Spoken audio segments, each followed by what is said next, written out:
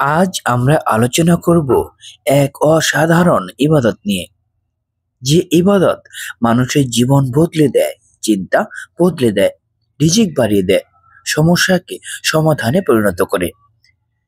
যে আমল আল্লাহর সবচেয়ে প্রিয় আর শয়তানের সবচেয়ে অপছন্দ, আর সেটি হলো ইস্তেগফার। ইস্তেগফার মানে আল্লাহর কাছে ক্ষমা চাওয়া।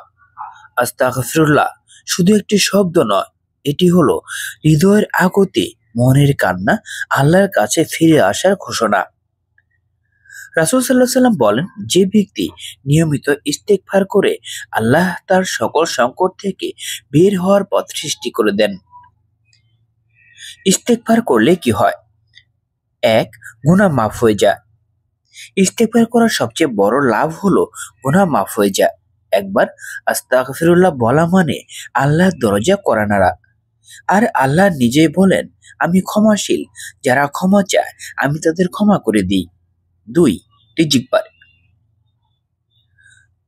কোরআনের সূরা নূহে আল্লাহ বলেন, তোমরা তোমাদের প্রতিপালকের কাছে ক্ষমা চাও, নিশ্চয়ই তিনি তোমাদের উপর বৃষ্টি বর্ষণ করবেন, সম্পদ বাড়িয়ে দিবেন, সন্তান সন্ততি বাড়িয়ে দিবেন। দেখুন, ইস্তেগফার শুধু আখিরাতে নয়, দুনিয়াতেও উপর করে রিজিক বাড়ায়। তিন, দুশ্চিন্তা দূর হয়। মানুষ যখন সমস্যার পাহাড়ে ডুবে যায়, তখন ইস্তেগফার জীবনকে হালকা করে দেয়।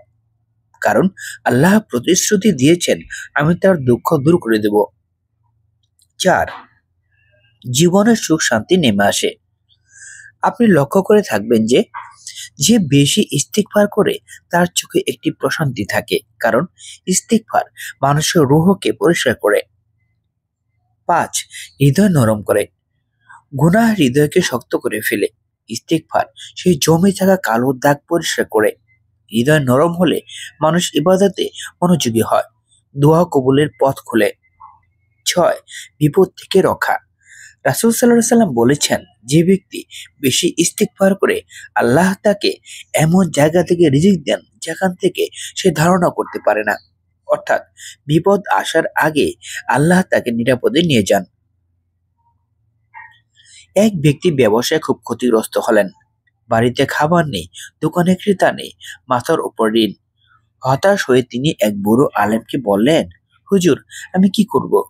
আলিম বললেন, দিনে 1000 বার ইস্তিগফার করো, কোনো সময় নষ্ট করো না। হাঁটতে হাঁটতে, কাজ করতে করতে, ঘুমাতে যাওয়ার আগে ইস্তিগফার বলো। লোকটি নিয়ম করে শুরু করলো। মাত্র 10 দিনের মধ্যে তার ব্যবসা বদলে গেল, নতুন সুযোগ আসতে লাগলো, পুরনো ঋণ মিটে গেল। সে বলল, হুজুর, বদলেছে কিছুই না, শুধু আমার ইস্তিগফার শুরু হয়েছে। আপনি যে কোনো সময়, যে কোনো অবস্থায় ইস্তেগফার করতে পারেন। সবচেয়ে সহজ, আস্তাগফিরুল্লাহ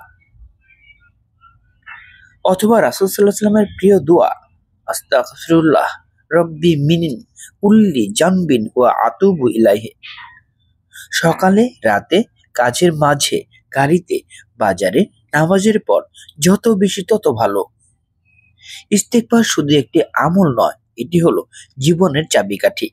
যে মানুষ ইস্তেগফারকে আপন করে নেয়, আল্লাহ তাকে কখনো হতাশ করেন না। প্রিয় দর্শক, আজ থেকে প্রতিদিন অন্তত 100 বার ইস্তেগফার শুরু করুন। দেখবেন আপনার জীবন বদলে যাবে ইনশাল্লাহ।